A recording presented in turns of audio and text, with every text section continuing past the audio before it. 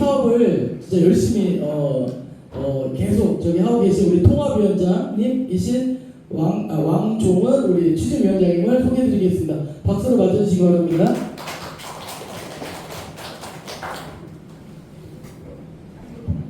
안녕하십니까.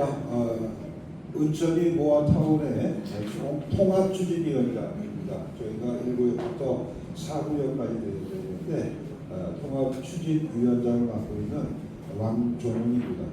그리고 여러분이 앉아 계신 자리에 추성교회 담임 목사이기도 합니다.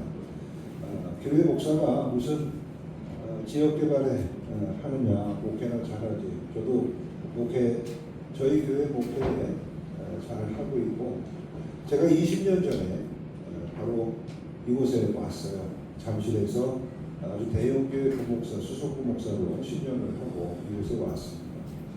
오고서 보니까 같은 서울인데도 너무나 일각한거예요. 그래서 이 동네를 놓고 끊임없이 기도하는 중에 교동협의회, 공천구동이었습니다.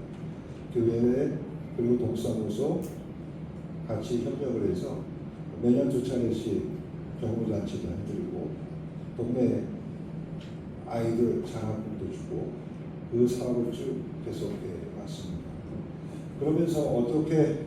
그러면서 시작된 것이 바로 여러분들 이 밑에 지역에 그리고 우리 지역을 개발하자고 하는 이야기가 있어서 저희 교회를 그때부터 선교의 장소, 왜냐하면 이 마을이 어떻게 하면 좀 더 살기 좋은 동네, 또 어떤 분 가톨릭 달동네라고 하는 거 굉장히 싫어하시는데 저희 교회가 봉천동이 달동네입니다.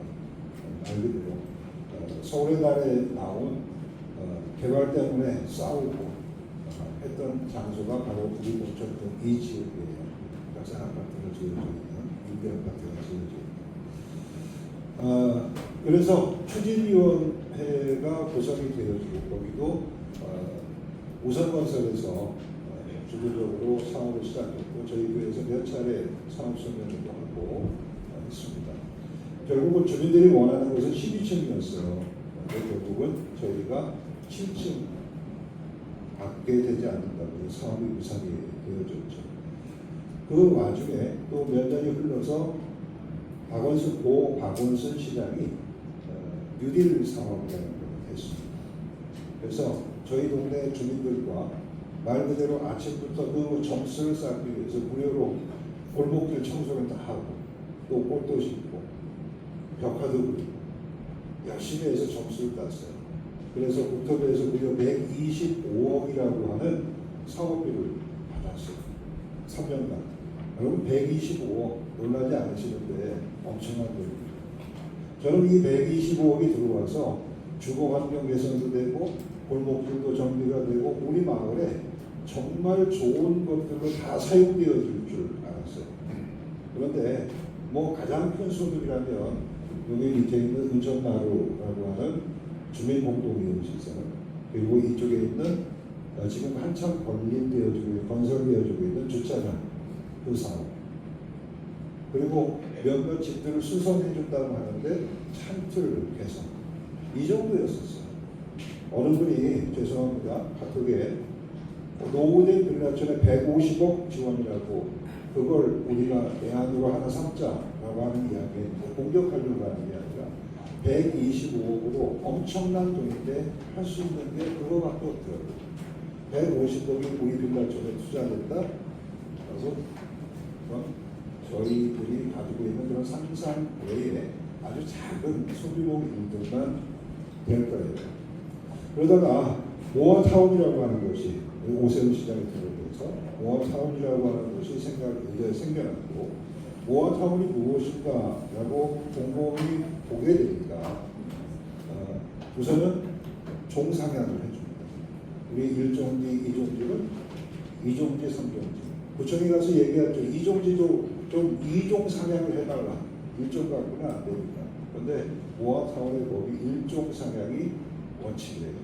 그래서 저희가 최대한의 방법을 가지고 또 저희 빌라가 오래됐어도 컴페이를 보니까 30년 이상 된 노후를 가진 곳이 60% 이상이 돼야 재개발이 될 수 있고요. 저희는 그게 아닌데 모아타운은 20년을 노리고 있거든요. 그리고 그것이 60% 이하면 모아타운으로 선정될 수 있는 기회를 허락해주겠다. 또 그리고 선정이 되지면 앞으로 조합이 설립되고 또 이곳에 아파트타운이 건설되어질 때 기간시설로 들어갈 수 있는 돈들을 지원해 주겠다라고 하는 말 그대로 이 지역을 개발하고 있는 열망을 가진 저에게 있어서 가장 좋은 기회였던 거예요.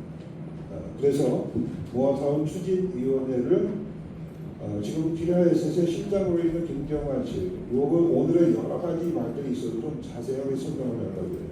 김경환 씨가 저희 교회에 출석하고 있는 선교이긴 맞지만 키라에셋의 실장으로 우리 교회를 출석한 게 아니고 저희 교회에서 같이 모아타운에 대해서 마음을 가지고 비전을 가지고 준비하던 중에 추진위원회가 결성되고 저에게 또 동네 일에 관심이 많으니 목사님이 추진위원장을 좀 해주셨으면 좋겠습니다. 라고 해서 추진위원회를 구성을 하고 그래서 작년 여름에 그 무더운 여름에 자원봉사자들이 자발적으로 모이고 또 여러 주민들 여기 앉아 계신 분들도 아마 카톡에 여러분들 스스로 5만 원씩 몇만 원씩 후원금 내주신 분들이 있을 거예요.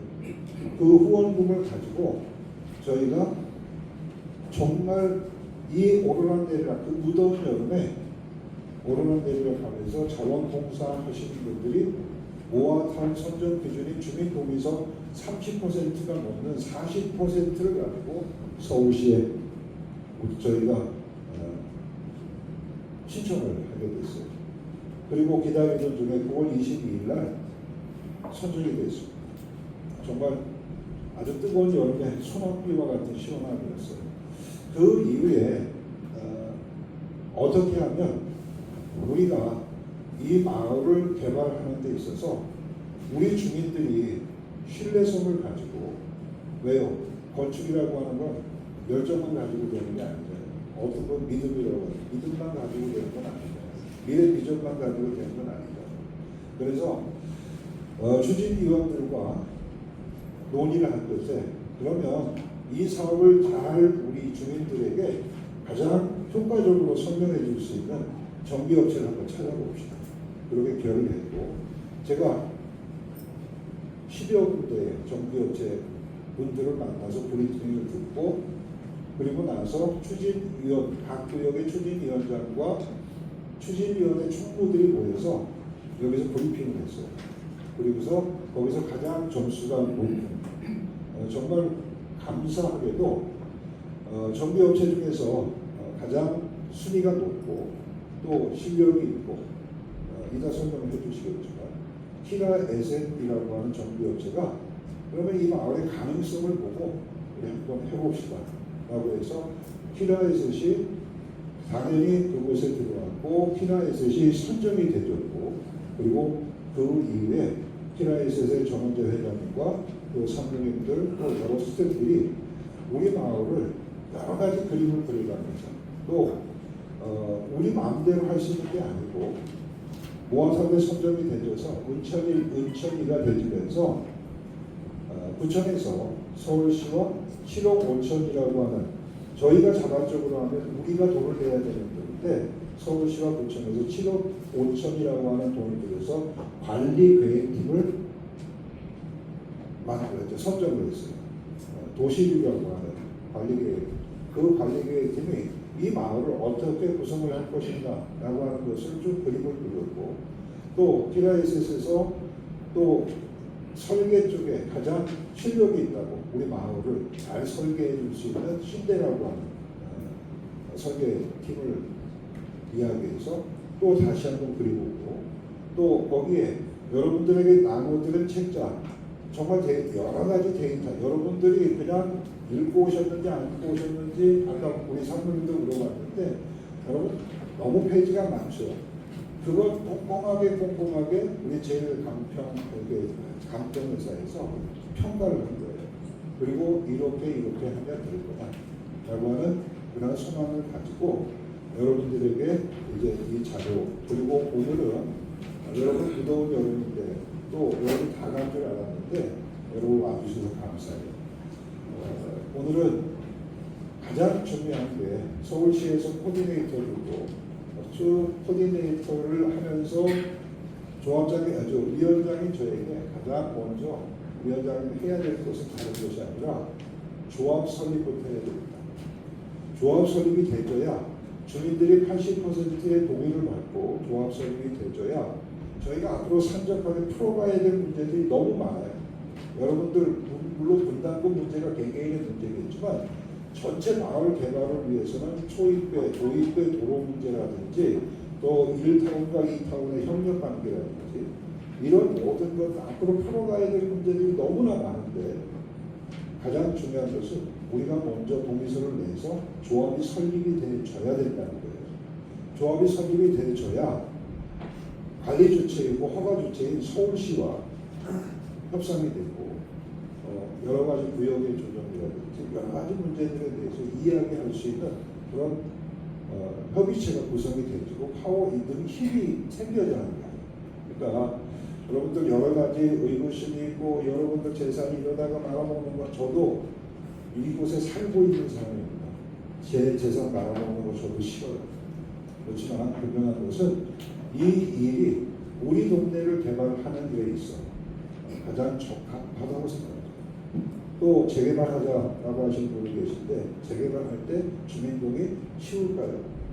일반 재개발을요. 모아타운은 사업 승인까지 우리가 조합이 설립되고 그냥 1년 6개월 안에 모든 행정적인 절차를 끝내준다. 일반 재개발은요.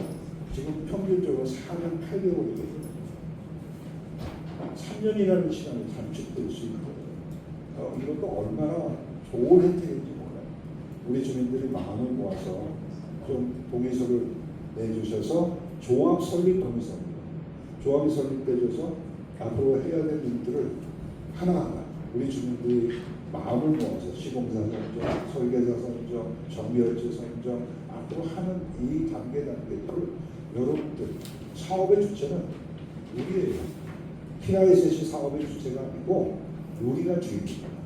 우리가 현명하게 판단하고 우리가 잘 연구하고 앞으로 모든 일을 잘 이루어나가서 우리 동네가 정말 우리 자녀 세대들에게도 쾌적한 환경에서 그렇게 살 수 있는 동네로 함께 개발해 주는 데에 여러분들이 힘을 써 주셨으면 좋겠습니다. 우리 전화주 회장님이 죄송합니다.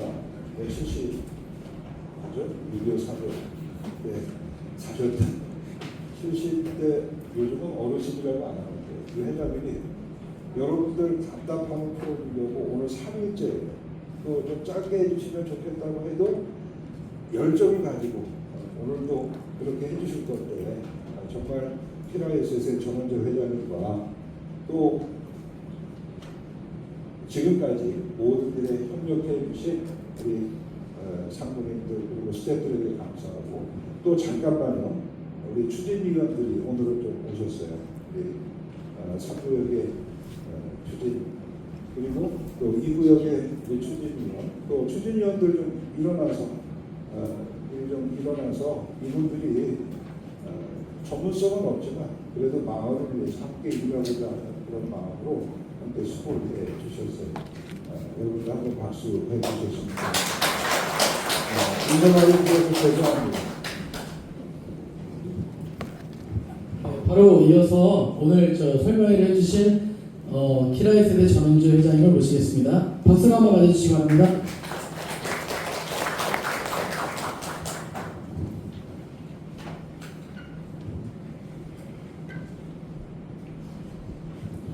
안녕하십니까 여러분. 키라이세대 전원재라고 합니다. 오늘 제가 말씀드릴 내용은 여러분들이 이제 주민들이 일반적으로 가장 궁금해하는 내용입니다. 내가 지금 재산이 얼마인데 이게 모아타운이래 재개발을 해서 과연 내 재산이 얼마나 증가할 거냐 또는 잘못하면 이게 내 재산이 깎여 나가는 게 아니냐 이런 걸 이제 가장 궁금해하시고 또 걱정도 하시고 그럽니다. 그래서 그 부분에 대해서 말씀드리겠습니다. 그리고 이제 이맘때쯤 되면 이제 여러 사람들이 그 여러분들한테 여러 가지 얘기를 합니다. 내 생각에는 모아타운 해봐야 이거 우리 재산 깎여진다. 어떤 사람은 또 잘 되면 이게 돈을 많이 벌 것이다. 뭐 여러 가지 얘기를 합니다. 그리고 여러분들도 궁금하시니까 이제 여러 사람들한테 얘기를 물어보고 듣죠. 근데 요즘에 하도 인터넷도 발달하고 뭐 유튜브도 있고 그래서 온통 뭐 별말이 다 돌아다닙니다. 그리고 이렇게 이제 모아타운을 한다, 재개발을 한다 이렇게 되면 또 많은 사람들이 나타나고요. 그동안 나타나지도 않던 사람들이 나타나서 여러 가지 얘기를 하는데 너무 얘기가 많으니까 여러분들이 혼란이 되실 겁니다. 그러니까 잘 그 여러 사람들의 얘기를 듣되 잘 선별해서 들으시기 바랍니다. 그러니까 제가 뭐라고 말씀드리긴 그렇지만 들을 만한 사람 얘기를 좀 들으시기 바랍니다. 그래서 저도 그 들을 만한 사람인지 몰라도 제 나름대로 한 40년 동안 이쪽에 일을 했기 때문에 그 경험을 그 기본으로 해서 여러분들의 동네에 과연 재산이 얼마나 증가할 것이냐 이거를 계산을 나름대로 해서 오늘 말씀드리는 겁니다. 그래서 제 말씀을 들어보고 저 사람이 저런 계산을 할 줄 아는 사람이겠다 아니면 아니다 이걸 먼저 판단하시고요. 제가 무슨 한 40년 동안 이런 일을 했다 저런 일을 했다 조금 말씀드려야 될 것 같은데 그런 여러 가지를 미루어 볼 때 저 사람이 뭐 돈을 했을 때 얼마나 남고 또는 미치겠는가를 계산할 만한 경험이 있겠다 아니다 이걸 잘 판단하시기 바랍니다. 여러분들이 갑자기 지금 재개발이나 모아타운의 뭐 전문가가 될 수는 없는 거기 때문에 결국 이 사람 저 사람의 말을 들으시고 그걸로 판단을 하셔야 되는 거죠. 그런데 그 말하는 사람이 과연 그걸 계산할 만한 사람이냐 그럴 능력이 있느냐 이걸 먼저 보시고요. 그 다음에 계산을 해서 그걸 우리한테 정직하게 얘기해 줄 만한 사람이냐 계산 결과 100이 나왔는데 150다 170다 이렇게 거짓말을 할 사람을 보이냐 이걸 잘 판단해서 결정을 하셔야 되겠습니다. 그래서 뭐 저보다도 연배가 있으신 분도 몇 분 나오신 것 같은데 여러분들이 다 인생 경험이 있지 않습니까? 모아타운에 대해서 뭐 전문가가 꼭 될 필요도 없고 또 될 수도 없는 거고 여러분들의 인생의 경험은 그게 지혜입니다. 그러니까 뭐 여러 가지를 겪으셨을 거 아니에요. 저도 뭐 여러 가지를 겪었습니다. IMF도 터져서 뭐 곤란도 당해보고 그래서 그게 바로 여러분들의 지혜십니다. 그래서 저 사람이 과연 거짓말쟁이 같다. 제가 오늘 저희 회사 얘기도 조금 하고 제가 어떤 일을 했는지도 조금은 말씀드릴 텐데 그런 걸 미루어 볼 때 저 사람 사기꾼인 것 같다. 그러면 제 말 믿지 마시고요. 그리고 그런데도 좀 사기꾼은 아니고 그래도 정직하게 말해줄 수 있는 사람 같다는 걸 좀 믿어주시고요. 뭐 안 믿어지면은 그냥 믿지 않으시면 됩니다. 그렇게 이 말씀 먼저 드리면서 좀 이상한 얘기 같지만 이 굉장히 중요한 얘기라 그 말씀 먼저 드리고 이 얘기를 시작하겠습니다. 우선 재개발 재건축하면 뭐 안 되는 사람이 많습니다. 재개발은 이런 거다, 재건축 이런 거다. 그래서 여러 가지 얘기를 하는데 그 얘기 중에 많은 부분이 일반인들이다 보니까 틀린 말을 계속 그렇게 퍼뜨리고 이런 사람들이 있습니다. 그럴 수밖에 없는 거죠. 잘 모르니까요. 그래서 어제 제가 2구역 설명회를 했고 1구역 설명회는 그제 했습니다. 그래서 그때 이제 몇 분들이 물어보시는 그 질문도 있고 그래서 오늘 마지막 날이고 그래서 그동안 여러분들이 좀 궁금해하셨던 거를 몇 가지 모아서 그 중에서 굉장히 중요한 거를 몇 가지 모아서 그거를 답을 여기다 간단히 썼습니다. 그래서 요것부터 말씀드리겠습니다. 우선 첫째는 재개발이 뭐고 재건축이 뭐냐. 근데 대부분 일반인들은 이 재개발이 뭔지 재건축이 뭔지의 개념부터 오해하고 시작하십니다. 대부분 분들이 재개발 재건축이라는 게 뭐 흔지 부수고 새집 져서 거기 들어가는 거 아니냐. 어떻게 보면 이게 당연한 거죠. 상식인 거고 그거지 뭐 이렇게 생각하시고 근데 그게 아닙니다. 여기서부터 그게 아닌데 이렇게 생각함으로부터 여러 가지 문제와 오해가 파생이 됩니다. 그래서 흔집을 부수고 새집을 져서 거기 입주한다. 그게 재개발 재건축일까요, 여러분? 아닙니다. 생각을 해보십시오. 이 흔집을 다 부수고 새집을 지려면 엄청난 돈이 들어갑니다. 요새. 그러면 흔집 부수고 새집을 졌을 때 그 비용이 들어가는데 그 비용을 누군가 내야 들어가는 거죠. 비용도 안 내고 그 새집에 들어갈 수는 없는 겁니다. 그렇지 않습니까? 그러니까 어떻게 되느냐. 새로 떨어진 집이 지금 헌집 값에 비해서 새 집이 엄청나게 비싸져서 그 비싼 값 중에 일부러 건축비 지불해도 엄청 남아야 되는 겁니다. 그렇지 않습니까? 그래서 이제 이 재개발 재건축의 이 이익률이라는 게 종전자산 문제 종자산이다 이렇게 얘기하는데 뭐 전문 용어 생각할 필요도 없이요. 헌집 가격분지 생집 가격입니다. 그래서 생집이 높아질수록 거기서 엄청난 건축비를 지불하고도 헌집보다 훨씬 비싼 집이 돼야 내가 남는 겁니다. 그래서 저는 이제 경영학을 한 사람입니다. 그래서 이 분야의 일을 대부분 이제 도시계획을 하신 분들이나 이제 건축 설계를 하시는 분들이 주도를 합니다. 뭐 당연하죠. 근데 저는 좀 특이하게 그 경영학에서 이쪽을 이제 전공을 하고 일을 했기 때문에 저는 조금 돈을 많이 가집니다. 그러다 보니까 사실 여러분들의 입장입니다. 그래서 여러분들의 동네를 재개발한다. 그럼 도시계획하는 사람들은 이 단지를 얼마나 쾌적하게 만들 것이냐를 기준으로 해서 계획을 합니다. 그러니까 도로가 조금 도로를 넓히고 공원을 멋있게 크게 어디다가 조성을 하고 이런 이 단지를 쾌적하게 만들려면 어떻게 해야 될 것이냐 이걸 해서 단지 계획을 수립하는 겁니다. 도시계획하는 분들이. 그리고 설계하는 분들은 당연히 단지가 결정이 되면 그 획지에다가 건축물을 어떻게 올릴 거냐 가난한 들어가서 살기 좋은 건축물을 어떻게 설계하고 지진이 나더라도 안전하고 기능성이 있고 그리고 들어가서 살기 좋은 건축물을 어떻게 설계할 거냐를 일을 합니다. 근데 불행히도 그런 분들 중에 이런 여러분들의 입장에 있는 사람은 별로 없습니다. 여러분들의 입장은 뭡니까? 물론 여러 가지가 있지만 그 중에서 중요한 거는 재개발해서 도대체 내 재산이 증가하는 거냐 아니야. 혹시 이게 뭐 내 재산이 반으로 주는 건 아니냐 이게 제일 중요한 거죠. 근데 그런 측면에서 일해 주는 사람은 없습니다.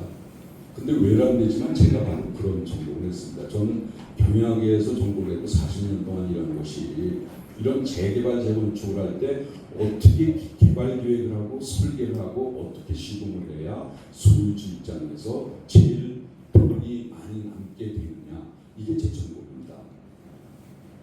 그래서 뭐 자세히는 말씀드릴 필요가 없고 저는 이제 오래전에 서울공대를 졸업하고 서울상대 대학원에서 경영학 석사를 받고 그리고 유럽에 유학을 가서 이 분야의 박사를 받았습니다. 그래서 그리고 1983년에 귀국을 해서 한국외고대학교 경영대학 교수를 한 5, 6년 하다가요. 몇 년 전에 은퇴를 하고 지금은 명예교수로만 있습니다.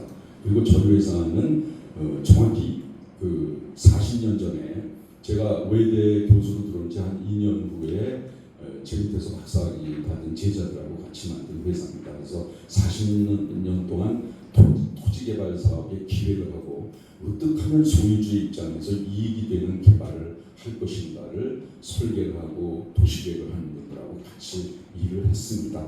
그래서 뭐 많은 일을 했습니다. 그래서 어쨌든 여기 보시다시피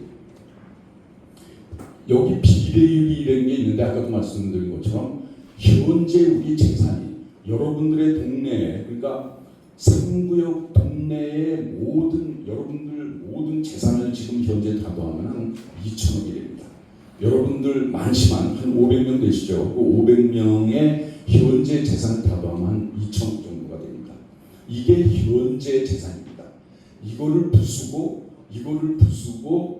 지금 재개발하는 것이니까 재개발 후에 아파트 단지가 이거보다 훨씬 비싸져야 되고 그래서 그 중에 일부러 엄청난 건축비를 지불하고도 지금 현재 가격보다 더 남아야 재개발할 수 있는 겁니다. 이걸 근데 그 비용이 너무 넘쳐나서 3천억이 듭니다. 3천억이 무려 건축대로 각종 경비가 다 합해서 그러다 보니까 앞으로 여러분들 동네를 부수고 지을 아파트 단지의 가격이 3천억을 내고도 훨씬 많이 남아서 지금 현재 2천억보다 더 많아져야 그게 가능한 겁니다. 그래서 여러분들의 동네 계산을 보니까 대충 이게 5,700억짜리 아파트 단지가 될 걸로 계산이 됩니다.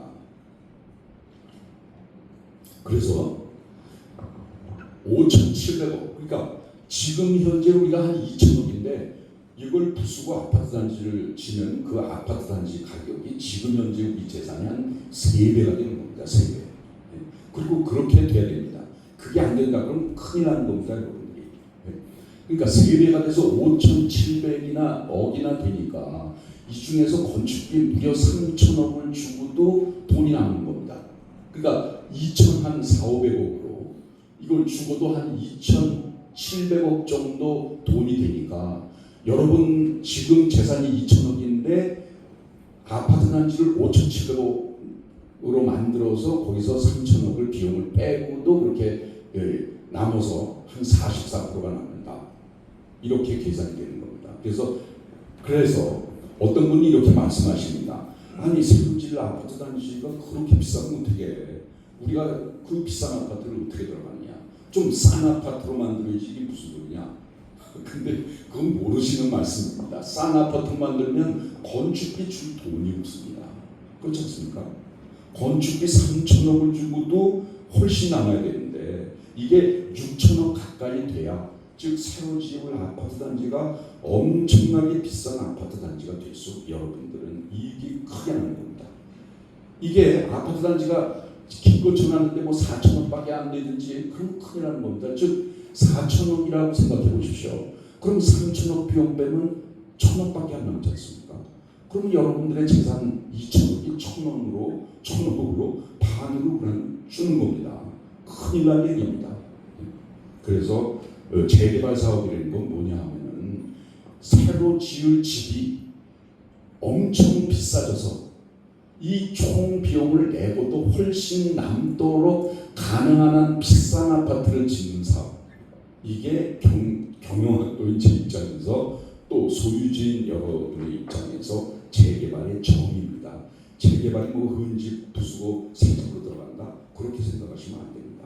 그리고 여기 있습니다만 지금은 이제 주민들께서 대부분 새 집쯤에는 내가 좀 입주를 해야 되겠다. 거기 어떻게든지 들어가야지. 여기 뭐 한 30년 살았고 상당히 그 정도 들고 오겠으니까 입주를 꼭 해야 되겠다. 이렇게 생각하시는 것 같지만 사실은 실제로 나중에 입주하는 분들은 한 30%밖에 안 됩니다. 25%에서 30%. 재건축은 한 33, 4% 되고요. 그리고 재개발은 한 뭐 25% 정도밖에 안 됩니다.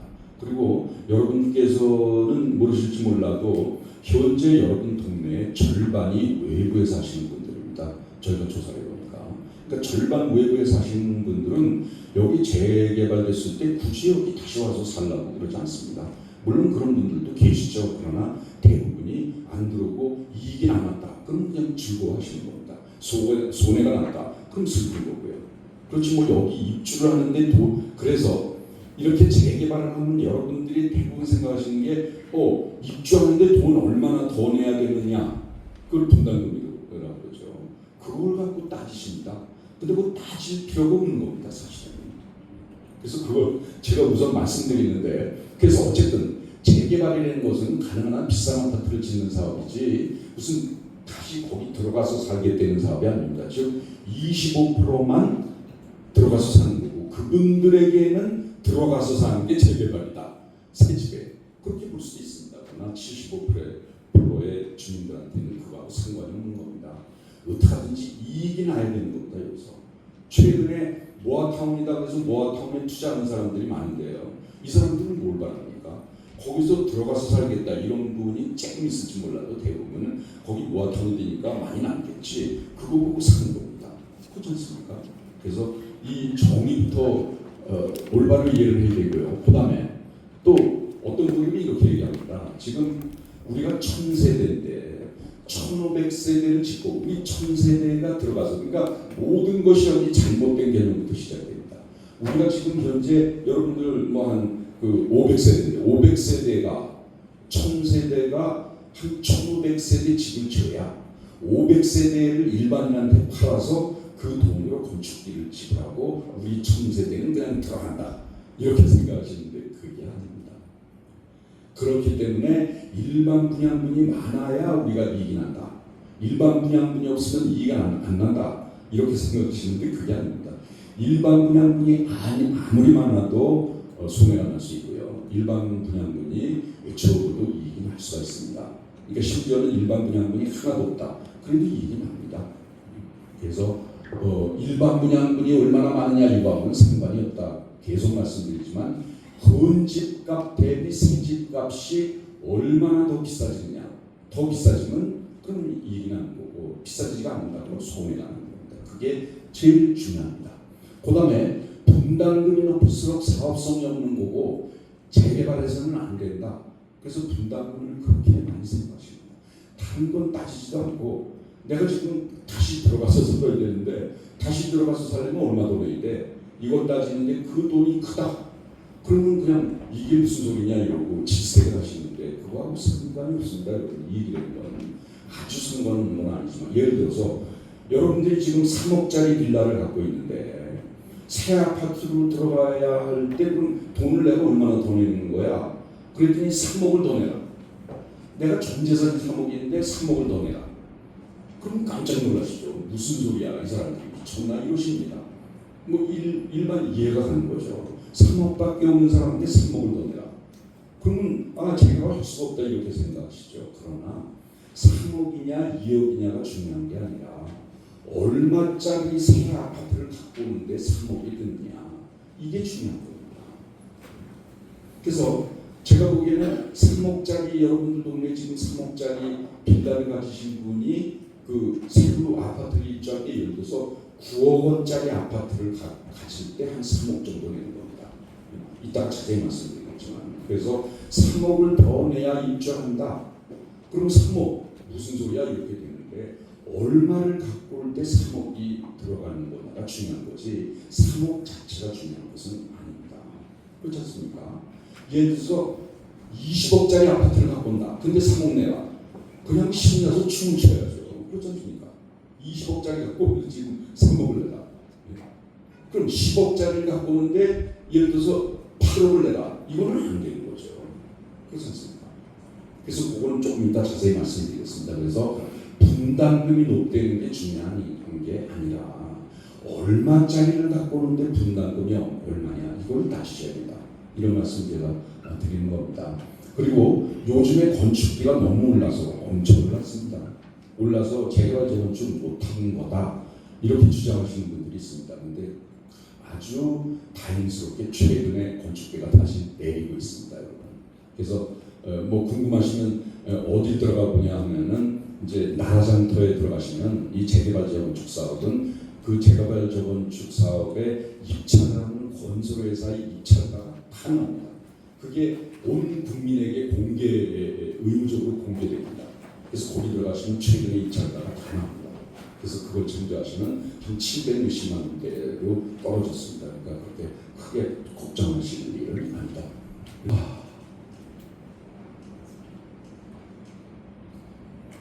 자, 여기 나옵니다. 여러분들의 재산은 지금 한 2천억 되는데요. 이걸 조금 아까 말씀드렸다시피 5,700억짜리 아파트를 만들다 보니까 각종 비용 3천억을 두고도 2,800억이 남는다. 그러니까 44%가 이익이 남는다 이런 얘기고요. 요게 모아타운이 성공했을 때의 기준이고요. 모아타운이 성공하고 더불어 저희 회사가 사용하는 이 극대화 기법 40년 동안 제가 연구한 이 극대화를 위한 여러 가지 기법들이 있습니다. 그래서 그거를 사용하면은 한 58% 이익으로 더 낼 수가 있다 이런 말씀드립니다. 그리고 조금 아까 이제 질문하신 분을 위해서 미리 말씀드립니다. 지금 44%가 이익이 난다라고 계산을 했을 때 3억 원 빌라 가지신 분을 기준으로 해서 우선 말씀드리겠습니다. 그럼 지금 내 재산이 3억 원인데 비례율이 144%면은 그러면 3억 곱하기 44%를 더하면은 4억 3천이 됩니다. 그렇죠? 그래서 4억 3천이 되는데 이걸 나의 권리가액이라고 합니다. 그래서 왜 권리가액이라고 그러냐면 재개발이 끝나면 비록 내 현재 재산은 3억이지만 재개발이 끝나면 내가 조합에 가서 내 권리가액이 이렇게 됐으니 4억 3천짜리 아파트를 주셔. 이럴 권리가 생긴다고 해서 그걸 권리가액이 됩니다. 그래서 여기서 1억 3천이 이익이 남는 거죠. 그렇지 않습니까? 권리가 1억 3천이 늘은 거죠. 그래서 여기서 일단 1억 3천 이익이 납니다. 그 다음에 이분이 만약에 21평짜리를 신청하셨다. 그럼 21평을 사지면 이게 무려 8억 4천이 됩니다. 새 아파트 값이 굉장히 비쌉니다. 또 그렇게 비싸지 않으면 큰일 납니다, 여러분. 그래서 21평 아파트를 신청을 한다고 가정했을 때 그게 8억 4천인데 시가가. 여러분들은 조합원이기 때문에 조합원의 특권이 있습니다. 아시다시피 조합원은 일반 시가보다 더 싸게 갖고 올 권한이 주어집니다. 대부분의 경우에. 그래서 10%를 만약에 싸게 갖고 온다 그러면 8억 4천짜리를 7억 6천에 갖고 올 수 있고요. 거기서 한 8,400만 원 이익이 납니다. 그렇죠? 그렇게 되면 이 두 개 이익을 합하면 2억 1,600만 원의 이익이 나고요. 여러분들이 투자한 3억 빌라에 비해서 3억 대비 3억 분지 2억 1천이 이익이 나니까 그 이익률은 72%가 되는 겁니다. 그래서 3억 투자를 해서 2억이 이익이 나서 이 재개발이 다 끝나면 그걸 내가 입주를 안 하고 팔면은 여러분들 손에 2억이 더 붙여서 5억 2천만 원이 현금에 들어오는 겁니다. 근데 만약에 이걸 입주를 한다. 그럼 돈이 들어가는 거죠. 무려 8억 4천짜리를 입주를 합니다. 그래서 그걸 계산하면 3억 2천을 분담금을 내야 된다. 그래서 제가 아까 말씀드린 게 3억 2천을 분담금을 내야 집에 들어간다? 근데 그 자체가 중요한 게 아니라 얼마짜리를 들어가는데 도대체 3억 2천을 내야 되는 거냐? 이게 더 중요하다 이렇게 말씀드린 겁니다. 그러니까 3억 가지신 분이 8억 4천짜리 새 아파트로 들어간다? 그럼 재개발을 안 하면 얼마를 더 내야 됩니까? 8억 4천에서 3억을 빼면 무려 5억 4천을 내야 됩니다. 그렇지 않습니까? 네. 근데 재개발을 통해서 이 2억 천이 남기 때문에 그나마 3억 2천만 내면 들어갈 수 있는 겁니다. 그러니까 여러분들이 선택을 하시면 됩니다. 아파트에 들어가고 싶은데 8억짜리 새 아파트에 들어가 8억 4천짜리 들어가고 싶은데 내가 그냥 들어가겠다. 그럼 무려 5억 4천을 내고 들어가셔야 됩니다. 근데 재개발을 통해서 들어가면 재개발 이익이 이만큼 남으니까 얼핏 보면은 내가 전재산이 3억인데 3억 어떻게 또 내? 나 돈 없어. 이렇게 생각하실 수 있죠. 그러나 8억짜리를 들어가니까 그렇게 돈을 낸 거고 더 조그만 아파트를 들어가겠다. 그러면 분담금이 더 줄어드는 거고요. 뭐 34평짜리 한 13억짜리 들어가겠다. 엄청 분담금이 높아지는 거죠. 아까 말씀하신 그분 제가 이제 이해를 하고 그렇게 이제 답변을 드립니다. 얼마짜리를 들어가느냐에 따라서 이게 달라지는 거고요. 제가 보기엔 상부의 경우에 5억 8천을 내야 된다. 그럼 뭐 30평 아파트나 이런 거를 신청할 때 그렇습니다. 그러니까 그렇게 생각하시면 됩니다. 거기 다 나와 있습니다. 그래서 중요한 것은 얼마 내느냐 이게 중요한 게 아니라 상식을 보더라도 얼마짜리를 들어가려다 보니까 얼마를 내느냐 이게 더 중요한 거죠. 어쨌든 여기서 들어가려고 그러다 보니까 자꾸 거기에 들어가려고 그러다 보니까 이걸 내는 거고 나 거기 들어가지 않겠어. 다른 데 가서 살겠어. 그러면 그냥 그 자리에서 팔아버리면은 3억 플러스 2억 해서 5억이 떨어지는 겁니다. 2억이 현금으로 떠나는 겁니다. 그러니까 그걸 생각하셔야 된다. 그걸 제가 말씀드리는 거고 그게 일반적으로 재개발이다 하면은 헌집 짓고 헌집 부수고 새집 쳐서 거기 들어가는 거다 이렇게 생각하시니까 앞뒤는 생각하시지 않고 그럼 들어가는데 얼마 들어? 3억 들어? 무슨 소리야? 이렇게 되시는 거죠. 들어가는 그 집이 8억 4천짜리를 무려 들어가시는 겁니다. 그러다 보니까 이걸 내는 겁니다. 그러면 안 되겠다. 그러면 조금 적은 집을 하면 덜 들어가는 거고요. 그게 싫다. 자 여기 보십시오. 또 한 가지 말씀드릴게요. 요게 21평. 아이고 21평 작지 않느냐? 요즘 새로 짓는 아파트 21평은 한 25평. 옛날 25평하고 비슷합니다. 그게 왜 그러냐 하면 자 제가 이렇게 벽이 있지 않습니까? 아파트 벽이 있으면 자 요거 육성으로 말씀드리겠습니다.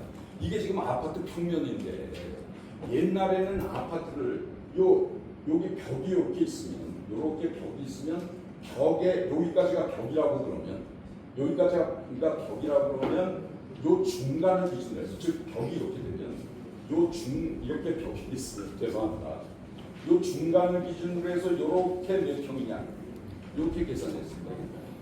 근데 요즘은 법이 엄하게 바뀌어서 아파트를 몇 평이나 계산할 때 요 안쪽에서만 실제 사용할 수 있는 내부 공간만 계산하도록 법이 엄하게 바뀌었습니다. 그러니까 요즘 30평 아파트는 84평, 5평하고 비슷하게 되는 게 그냥 말씀드리는 게 아니라 그런 법은 바뀌었습니다. 그리고 더군다나 여러분 아시겠지만 옛날에는 발코니를 공식 허용이 안 됐습니다. 그러니까 발코니는 그냥 발코니대로 창문 있는 데다가 이렇게 발코니 이렇게 만들어서 거기다 이거저거 꽃이나 놓고 이 정도였는데 이게 발코니가 10몇 년 전에 허용이 돼서 요즘은 발코니를 만들어서 그걸 건설할 때부터 그냥 다 메꿔 갖고 그냥 아파트처럼 사용합니다. 그러다 보니까 엄청나게 넓어 보이는 거죠. 실제로 넓고요. 그래서 제가 극단적인 예를 하나 갖고 왔습니다. 요게요. 이게 이제 재건축한 잠실의 그 잠실 리센치 아파트라고 그 5,000세대 엄청나게 큰 데죠. 굉장히 비싼데요. 여기 보시면 요게 12.9평형입니다. 연습평형. 전용이 8평째도 넘습니다. 근데 이게 무려 12억 5천입니다. 1억입니다. 평당 9,700만. 이게 말이죠. 요 아파트 13평형 전용 8평이 요겁니다. 요기 봅니다. 근데 발코니가 배보다 배꼽이 더 큽니다. 발코니가 그냥 4방 8방이 엄청나게 있습니다. 실제 존재하는 아파트입니다. 그리고 재건축으로 만들어진 아파트고요. 물론 거기 큰 평수 아파트도 있지만 이렇게 작은 평수가 있는데 그런데 요 같은 요 12.9평형이 13평형이 몇 가지 형태가 있습니다. 요 42C형이 잠실 리센치 아파트 중에서 이렇게 된 아파트고요. 발코니가 요 정도밖에 없고 이만큼 그것도 발코니가 많습니다. 그거는 똑같은 12.9평형인데 가격이 지금 10.2억입니다. 무려 2억 차이가 납니다. 그래서 여러분들의 동네도 아파트를 질 때 이럴 수도 있다. 근데 그거는 이제 따져봐야 합니다. 나중에 사이 측량을 하고 땅도 측량을 하고 저기 이제 설계하시는 분이 계시지만 설계를 은밀하게 하면은 꼭 이렇게 못 칠 수는 없는 거죠. 이건 좀 극단적인 일입니다. 여러분 보시다시피 배보다 배꼽이 더 크니까요. 이 정도는 아니더라도 요새는 제가 뭘 말씀드리느냐 하면은 발코니가 법적으로 허용돼서 옛날 아파트보다 굉장히 넓다. 그러니까 제가 이게 21.4평형이라고 해서 이거 뭐 조그만 거 아니야? 이렇게 생각하실지 모르지만 굉장히 넓은 아파트입니다. 그래서 이거를 신청하시는 게 지금 무려 8억 4천이나 되기 때문에 3억짜리 빌라를 가지고 계신 입장에서 이걸 그냥 살려면 무려 5억 4천을 내야 되는데 이게 개발이 이렇게 나니까 3억 2천만 내야 된다. 이거를 좀 아셔야 된다는 얘기입니다. 무조건 3억, 5, 이러실 건 아닙니다. 그게 싫으면 입장이 싫으면 그냥 그 자리에서 팔아버리면 됩니다. 나중에 재개발 다 끝났을 때 그럼 5억 2천이 내 수준이 떨어집니다. 2억이 그냥 경우는 아닌 겁니다. 그렇게 생각하셔야 됩니다. 자, 요거는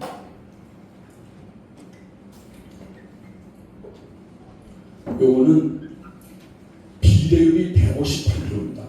144%는 여러분들한테 책자가 나왔는데 그 책자에 나온 그 비율입니다. 그래서 그거는 저희가 여러 가지 경우가 있는데 좀 보수적으로 잡은 그 수치고요. 조금 낙관적으로 약간 잡으면 저희 계산에는 한 158%로 비례율이 올라갈 걸로 생각됩니다. 저 사람 너무 피커피 얘기를 하는 게 아니야. 이렇게 보실지도 모르지만 여러분들 그 동네가 1구역, 2구역, 3구역, 4구역이 있는데 1구역이 이 비례율이 가장 높고 거의 비슷하게 여러분들 3구역이 높습니다. 사실 솔직히 말씀드려서 2구역 분이 오셨는지는 모르겠습니다만 2구역은 좀 상당히 비례율이 좀 낮은 편입니다. 근데 2구역도 전체 평균을 보면 서울에서 전체 평균 재개발을 보면 괜찮은 사업성이 양호한 편인데 원체 여러분 3구역하고 그리고 1구역이 너무 높다 보니까 그분들이 우리는 왜 이렇게 자고 좀 그러시더라고요. 근데 오늘은 3구역 얘기를 하는 거니까 굉장히 이익이 많이 나는 동네입니다, 여러분들이. 그래서 조금 이따 그 이유는 말씀드리겠습니다. 그래서 이럴 경우에는 8억 8천짜리를 갖고 있는 겁니다. 아까는 8억 4천짜리를 갖고 있는 거고 이게 비례율이 이렇게 되면서 더 좋은 아파트가 비싼 아파트가 되는 겁니다. 그래서 이 경우에는 8억 8천 거의 9억이죠. 9억짜리를 지금 갖고 있는 겁니다. 3억으로서. 그러다 보니까 분담금이 3억 2천도 조금 줄어드는데 3억 2천만 내면 9억을 갖고 있는 겁니다. 9억 아파트를, 새 아파트를. 그래서 비례율이 158%니까 4.74, 비례율 이익이 1.74억이고요. 조합원의 특권인 일반가보다 더 싸게 가꿀 수 있는 그 특권에 의해서 9천만 원이 이익이 남고요. 아까보다 조금 더 남아서 전체 이익이 2억 6천이 남습니다. 그럼 3억 대비 2억 6천을 하면 무려 87%의 이익이 납니다. 그러니까 자꾸 들어간다 이렇게 생각하시니까 뭔가 답답하고 그렇지만 안 들어간다 그러면 그냥 이 얼마나 떨어집니까? 2억 6천이 3억이 거의 6억 돈이 되는 겁니다. 팔기만 하면 그 자리에서. 그러니까 그걸 생각하셔야 된다. 자, 그리고 조금 아까 말씀드린 건 요게 이제 모아타운이 대략 성공을 했을 때 기준, 여러분들의 기준 144고요. 그리고 저희가 생각하는 이런저런 거를 하면 더 올 수 있다. 이거는 저희 생각에는 한 160까지 올라갈 수가 있다.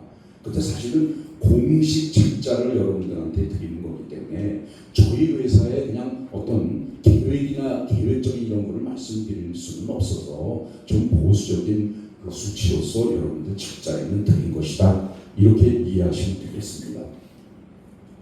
그래서 여러분들의 그 경우에 구체적으로 말씀드리면 3억 원짜리 빌라 소유자가 21.4평 아파트를 신청을 했을 때 저는 그게 적당하다고 봅니다. 뭐 30평 아파트 15억 원짜리, 15억 원짜리 신청한다. 이건 솔직히 무리시고요. 정말 여기 보시다시피 한 8억 4천, 8억 8천짜리를 갖고 온다. 그것도 사실 일반적으로 보면 쉬운 일이 아니지 않습니까? 근데 그 길이 열리는 겁니다. 그 길이.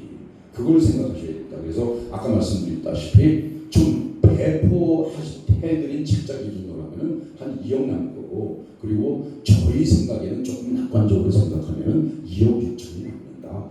무려 이익률이 75%, 이 경우에는 87% 거의 따블이 된다. 이런 말씀을 드리는 거고요. 그 다음에 요걸 말씀드리겠습니다. 요게 결론인데요.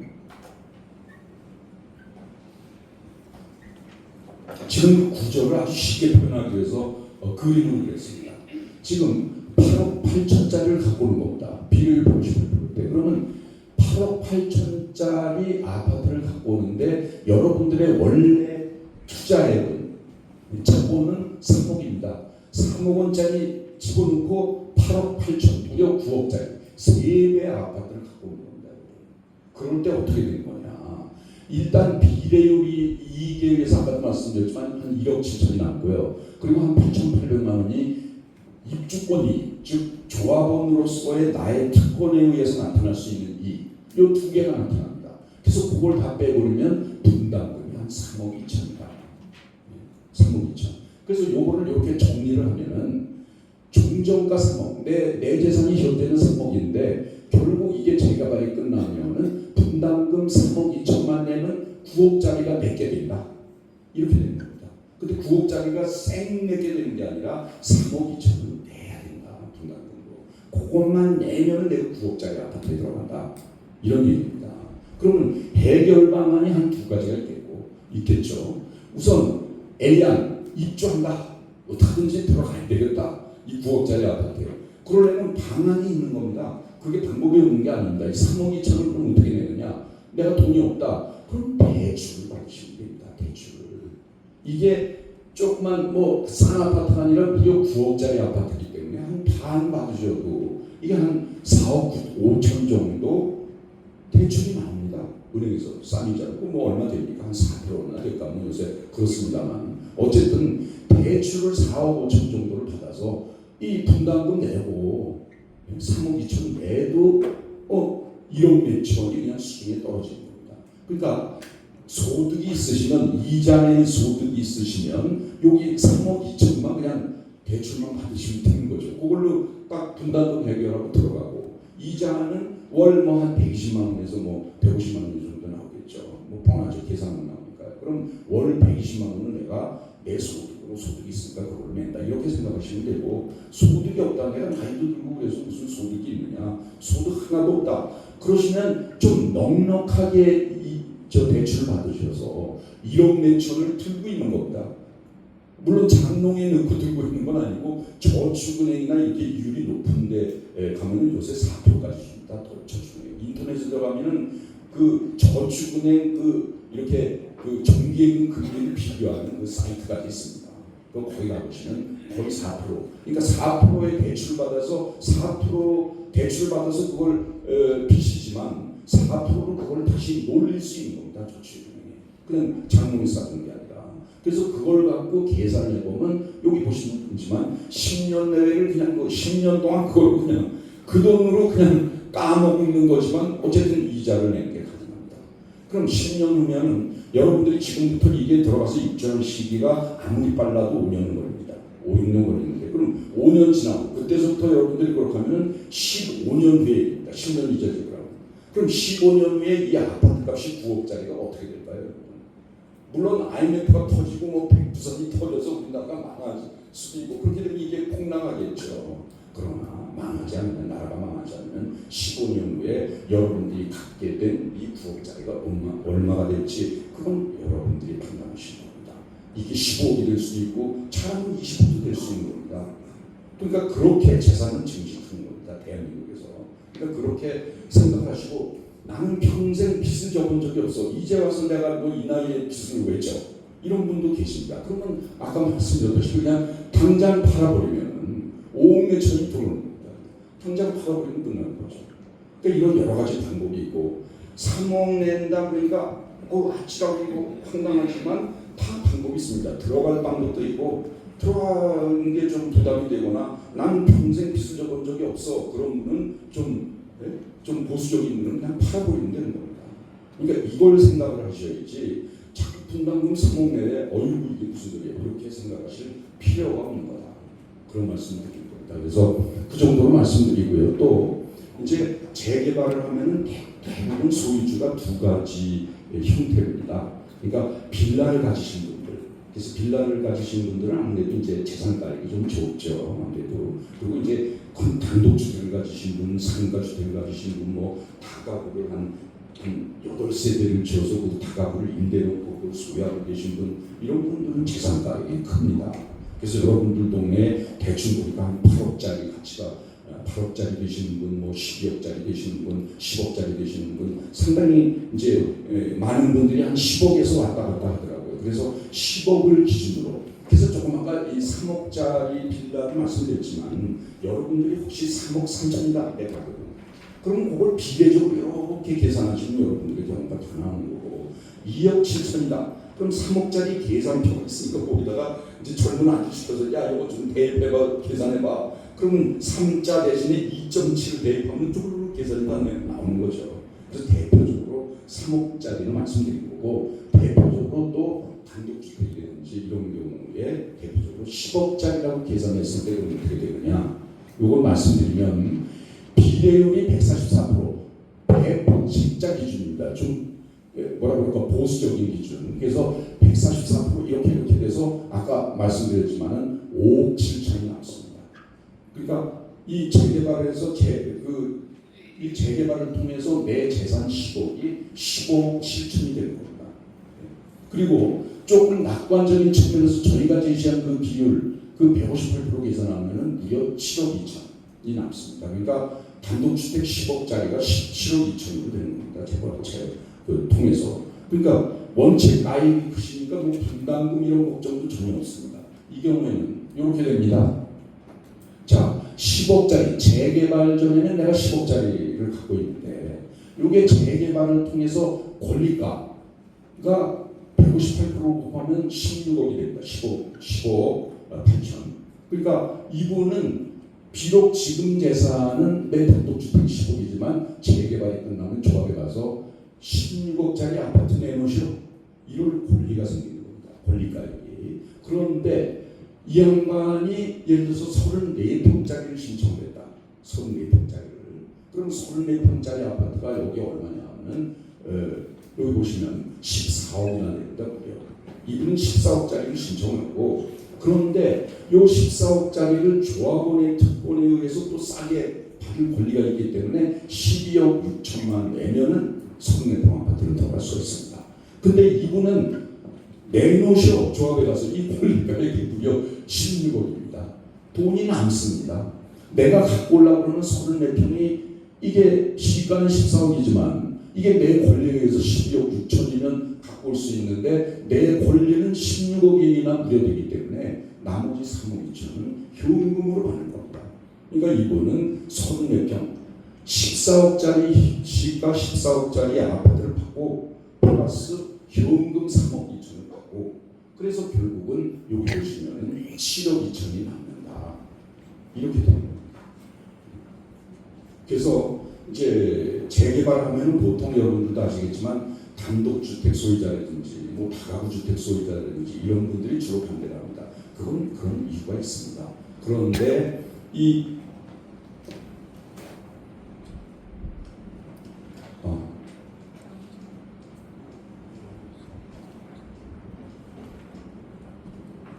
조금 저쪽으로 돌아와서 말씀드리겠습니다. 여기 보시면 지금 일반적인 재개발 재건축에 대한 법은 도시주거환경정비법이라고 해서 아시는 분은 다 아시지만 도정법이라고 합니다. 이게 한 22년 전쯤에 만들어져 갖고 시행이 돼서 보통 재개발 재건축은 땅 면적으로 보면 그저 한 10,000평에서 왔다 갔다 하는 그 면적으로 합니다. 근데 이명박 정부가 그 후에 들어서면서 야 이거 뭐 재개발 재건축 조그맣게 해서 은지 아파트 단지 만들어, 그래서 커다란 아파트 단지를 만들려고 해서 이 뉴타운법을 만듭니다. 여러분들 아시는 그 뉴타운. 근데 이게 뭐 10만 평, 20만 평 이렇게 하다 보니까 그 뭐 거기 소유 주수가 엄청나게 7,000명, 10,000명이라고 그러니까 동의서 받게 됩니다. 그래서 그게 많은 부분이 잘 안 되고 쪼개지고 막 그렇게 됐습니다. 근데 5년 전에 문재인 정부가 들어서고 이분들은 특히 재건축을 싫어했습니다. 그래서 무슨 법을 이분들이 만들었냐면 5년 전에 빈집 및 소규모 주택 정비를 위한 특별법 이걸 만들어서 조그맣게 해라, 소규모로 재개발 재건축을 해라, 그러면 요런저런 혜택을 주겠다.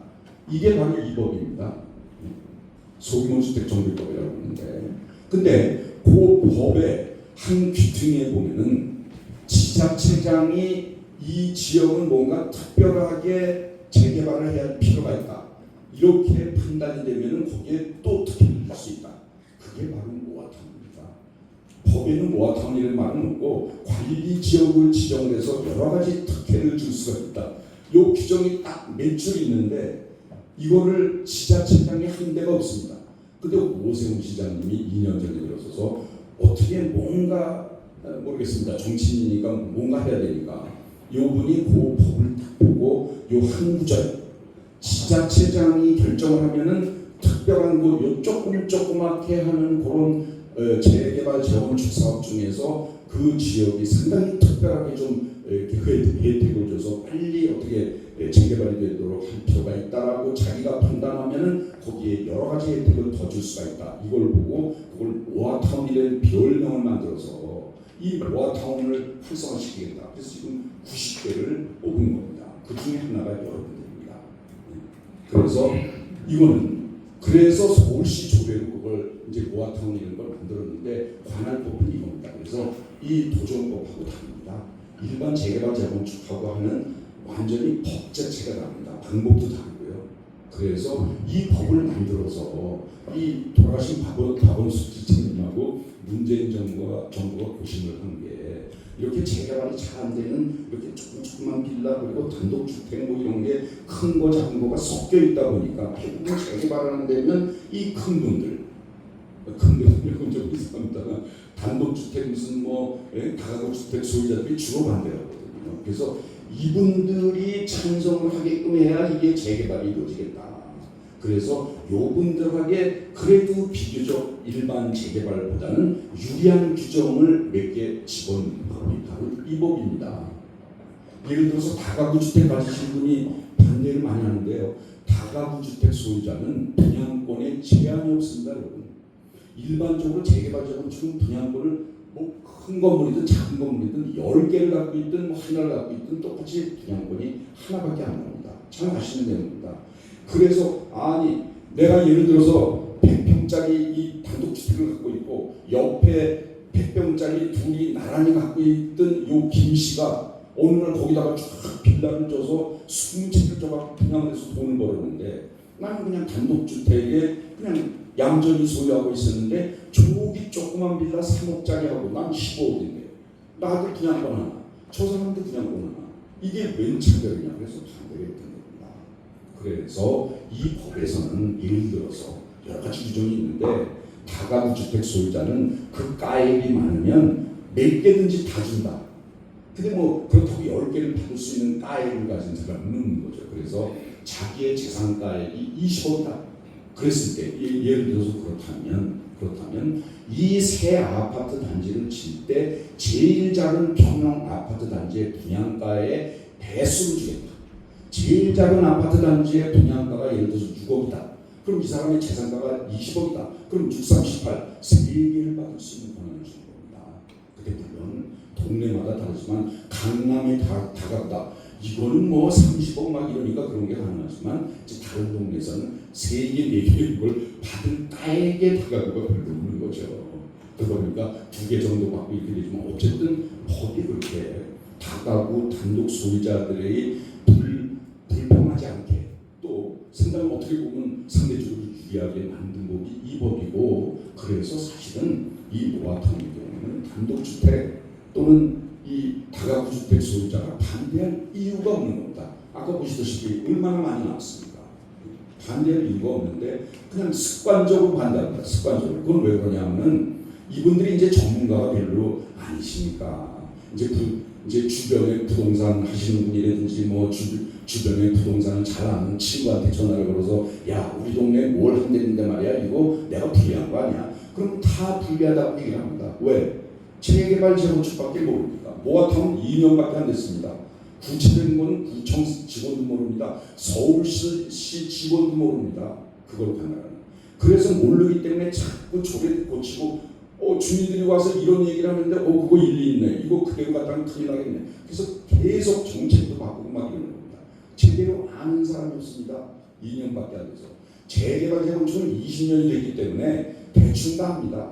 부동산에 관계되시는 뭐 부동산 중개를 하시는 분 대충 다 합니다. 일반인도 많이 알고 친구들이 나 10년간 우리 동네 내 집이 재개발됐는데 말이야 경험을 해보니까 뭐 이렇다 소주 한잔 마시면서 그런 얘기도 듣고 그래서 잘 아는데 이 모아타운은 2년밖에 안 돼서 완성된 사례도 물론 높고 2년밖에 안 됐습니다. 그건 잘 아시는 분도 없다. 그래서 오해를 하시고 재개발이죠. 이쪽은 재개발이니까 재개발 내 단독인데 이거 불리하지. 예? 내 이익을 조금만 빌라에 나눠줘. 이러고 반대를 하는데 그게 아니다는 말씀도 제가 정확히 드리는 겁니다. 그래서 아까 돌아가서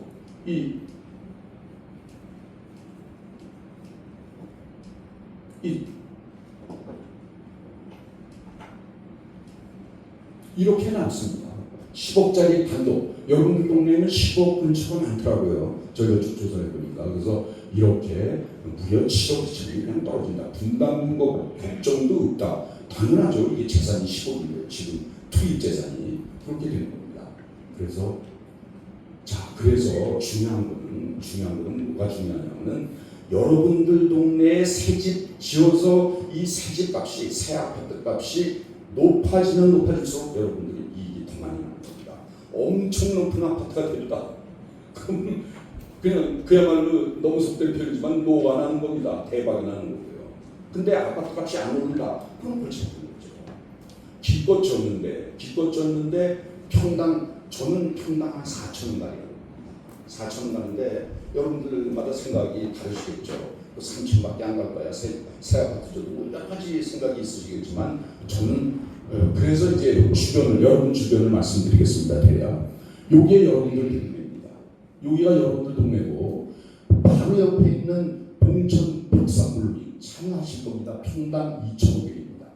2004년에 입주를 했고 280세대 조그만 단지입니다. 이거 큰 단지죠. 이게 힐스테이트 관악 요번에 내년에 분양하는 겁니다. 여러분, 내년에 입주하는 거죠. 근데 이게 벌써 3,500만 원 갑니다. 내년에 입주하면 이게 4,000이 넘을 겁니다. 저는 그렇게 생각합니다. 대부분 그런 식으로 아직 입주하기도 전에 이렇게 됐으니까요. 요 고개 넘어서 요 상도동에 가면 상도 허브 이게 클라베뉴 이게 무려 몇 달 전에 입주했습니다. 근데 이게 무려 4,300이 됐습니다. 4,300입니다. 지금 평당 엄청나게 올랐습니다. 그래서 여기 쭉 보시면 새 아파트들만 여기에 치료해 놨는데 여기 2020년 4년 전에 된 거 3,600만 원, 이쪽으로 가면 3,900만 원, 4,800만 원, 여긴 이수역이 있는 데니까 7천만 원 이렇게 올라갑니다. 그래서 여러분들 이 동네에 생집을 줬을 때 과연 어떻게 될까? 이게 궁금하실 텐데 대략 이걸 보면 경험으로 바로 옆에가 이게 3,500인데 900세대고 1,000세대고 근데 이게 벌써 입주하기 전에 3,500이면 저 4,000원 가겠네. 그럼 우리 동네에 새로 치면은 4,000원 가겠네. 이런 걸 상식적으로 생각하실 수 있는 거죠. 그리고 조금 더 보시면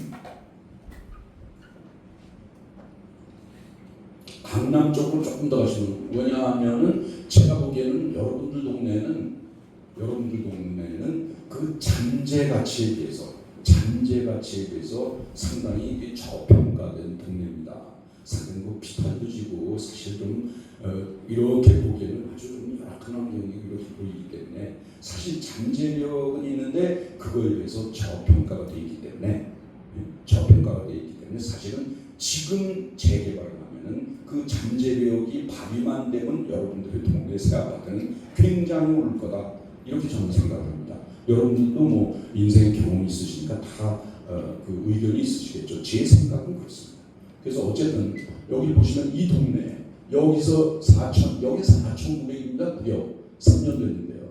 3,500, 3,600 새 아파트만 생각해 보면은 3,900 여기 5,500 새 아파트만 보면 6,700 여기 1억 3천입니다. 아시다시피 한강변의 판로 이게 얼마 전 한 세 달 전만 해도 이게 1억 천이었는데요. 평당 2천 올랐습니다. 그럼 30평 아파트 이게 6억이 올랐습니다. 그냥 2달 만에. 그럼 너무 엄청난 동네니까 물론 그렇지만 그러나 그 동네에도 오래된 아파트는 이렇게 4,800, 5,700, 한 5, 6천 됩니다.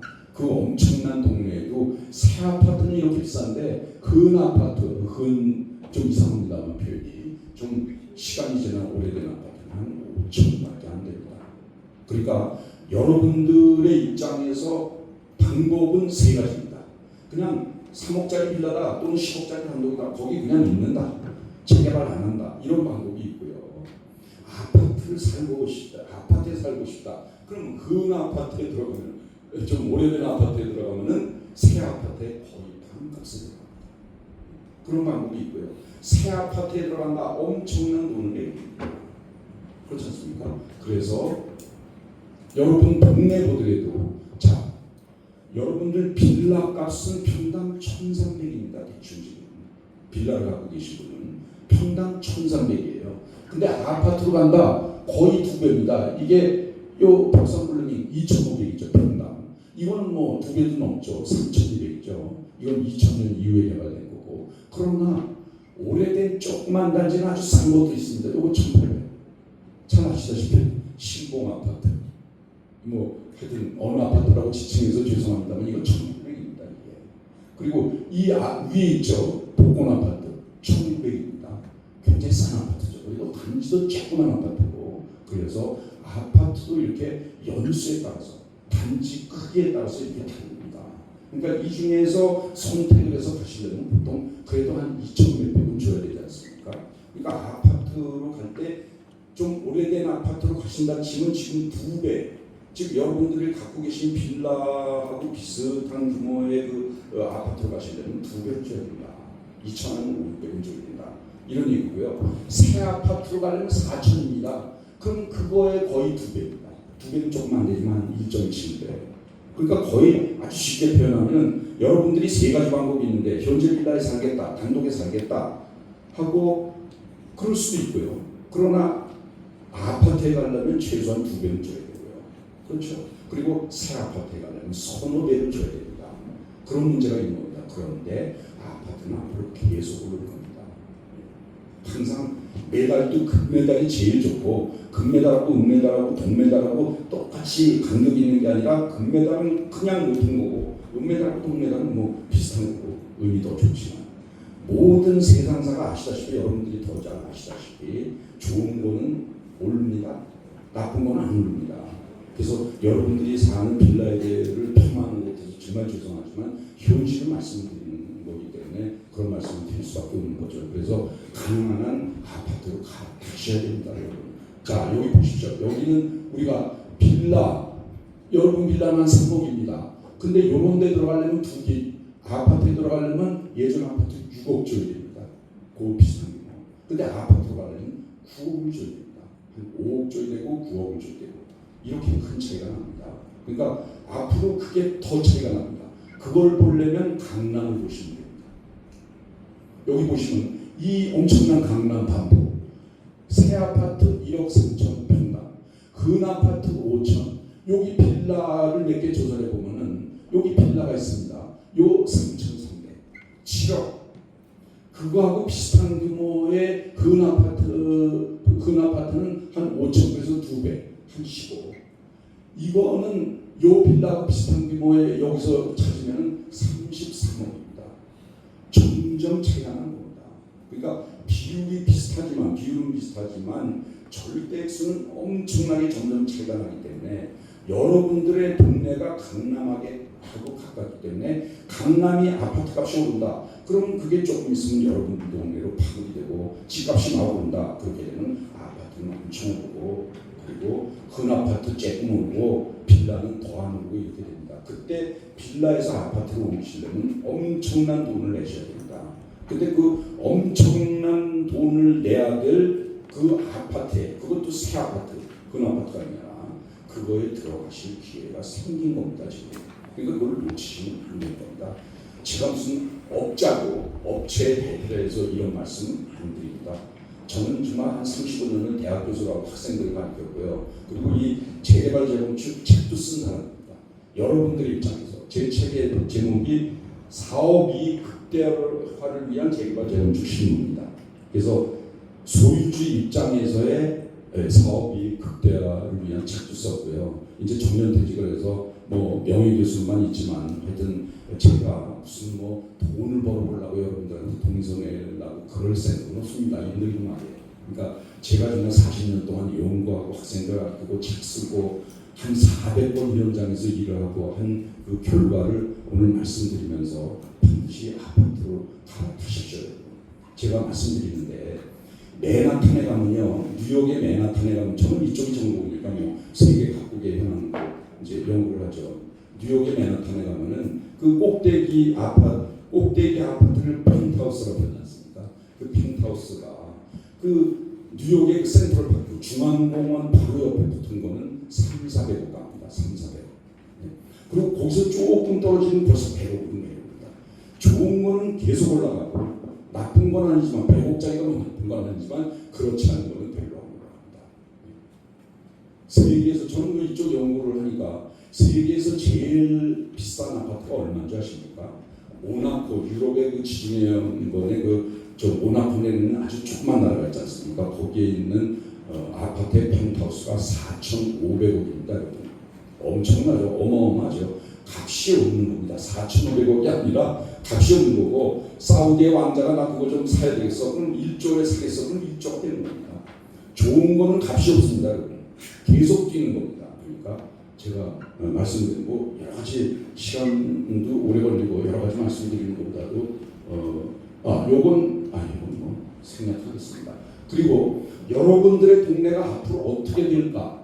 여러분들 바로 앞에 있는 이 큰 아파트 광학 드림타운 이게 평당 3,300만 원까지 올라갔다가 2,700만 원으로 줄었습니다. 지금. 그런데 여기서 옛날에 이렇게 비싸다가 확 내려갔다가 여기서 슬슬 올라가려고 하고 있습니다. 슬슬 올라가려고. 그리고 이 여러분 바로 옆에 있는 박산블루미 이거는 평당 3,200까지 올라갔다가 지금 현재 2,600 이것도 확 떨어졌다가 슬슬 올라가고 있습니다. 지금.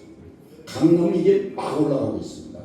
그게 여파를 여러분들 동네에서 좀 있으면 미칠 겁니다. 그런데 보십시오. 아까 말씀드린 4,400만 원 한 이 힐스테이트 상도센터 이거는 몇 년 동안 이걸 보십시오. 쫙 내려갔다가 올라가면서 최근에 그냥 확 올라가고 있습니다. 최근에. 그러니까 여러분들 동네에서도 보통 대장 아파트라는 게 있습니다. 동네마다. 여러분들의 동네에서도 대장 아파트가 아닌 일반 아파트는 지지분하게 이렇게 올라가는 거고 대장 아파트는 확 올라가는 겁니다. 강남이 확 올라가는 거죠. 지역도 대장 지역이 확 올라가고 먼저 그리고 그 동네에서도 거기서 대표격인 대장 아파트가 먼저 확 올라가고 그 다음에 그 여파로 다른 아파트도 올라가고 그런 잘 보십시오. 근데 이 복권 아파트를 말씀드리면 죄송합니다만은 이 아파트는 이 올라가지도 않고 내려가지도 않습니다. 다 내려갔다가 올라가고 그러는데 이 아파트는 그냥 뭐 남들 내릴 때 내리지도 않고 올라갈 때 올라가지도 않습니다. 더 내릴 뭐가 없습니다. 너무 싸서. 그러니까 그런 걸 아셔야 됩니다. 그래서 결론만 말씀드리겠습니다. 저희가 여러분들의 재산을 늘리기 위해서 쓰는 방법이 많습니다. 그거 일일이 말씀드릴 필요는 없고요. 제목만 말씀드리면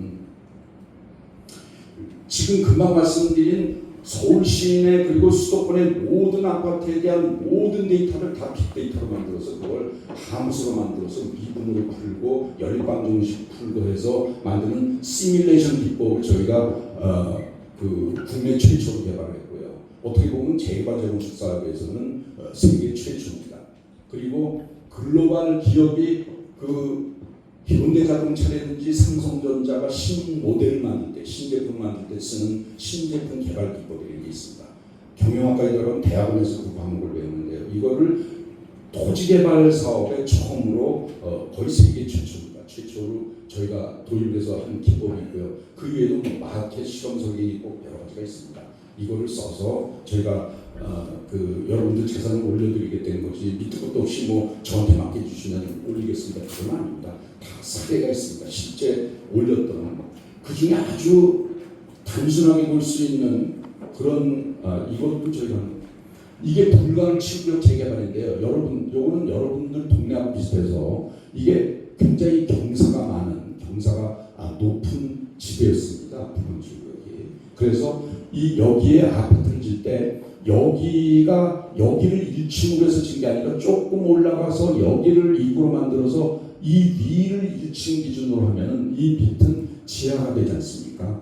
근데 지하층은 용적률을 잡아먹음이 없이 그냥 마음대로 질 수 있는 겁니다. 공짜. 그래서 건축비만 있으면 지는 겁니다. 근데 이렇게 하면은 법으로는 지하에서 용적률을 잡아먹지 않지만 실제로는 도로가 여기 있기 때문에 1층 상가처럼 비싸게 팔아먹을 수 있는 겁니다. 그래서 저희가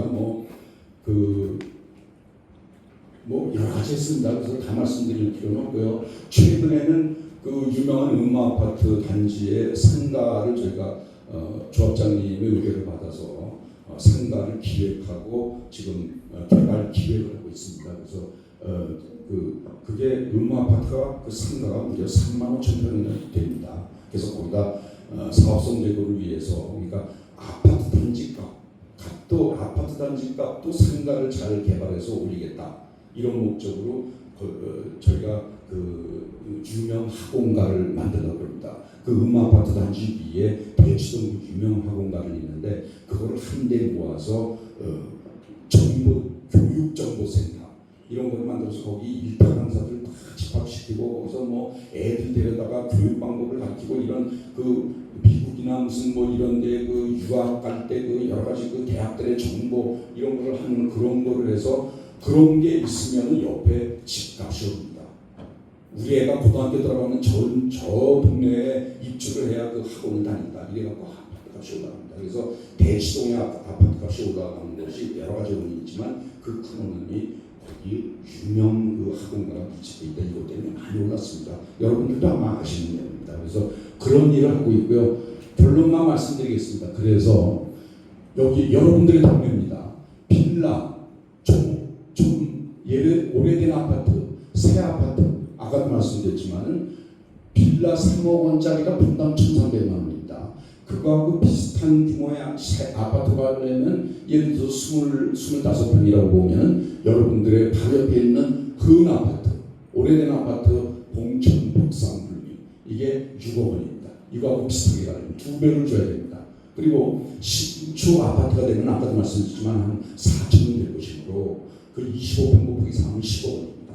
그러니까 여러분들의 사는 3억짜리 빌라하고 비슷한 규모로 아파트로 가려면 그 아파트로 가려면 2배를 줘야 되고 그리고 새 아파트로 가려면 거의 3배 이상을 줘야 된다. 이런 결론이 나오고요. 그리고 이게 우리 동네만 그런가 대표적으로 비싼 동네인 강남 반포로 보면은 아까도 말씀드렸다시피 초음빌라 아까 지도상에서 제가 말씀드린 게 그 반포 바로 밑에 한복판에 있는 초음빌라가 7억 5천 평당 3,300만 원입니다.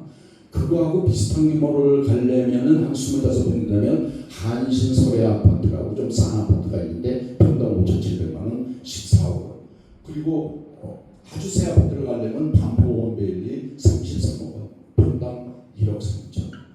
이렇게 해서 앞으로 갈수록 좋은 아파트는 오르고 큰 아파트 쬐끔 오르고 빌라는 더 안 오르고 이럴 거를 죄송한 말씀입니다만 제가 경험상 연구상 그 수학적인 미분방 정식으로 본 결과상 그렇다는 것을 말씀드리고 그냥 정말 제 개인으로서 진심으로 말씀드리는데 어떻게하든지 조금 무리가 되더라도 가능한 빌라에서 또 단독에서 아파트로 갈아타시는 게 좋고 또 가능한 새 아파트로 갈아타시는 게 좋다. 그래서 여기까지 말씀드립니다. 그 오래된 것 같지만 올해 말씀드리다 보니까 좀 두서없이 된 것 같은데 이해해 주시고요. 제 말씀 이걸로 마치겠습니다. 감사합니다.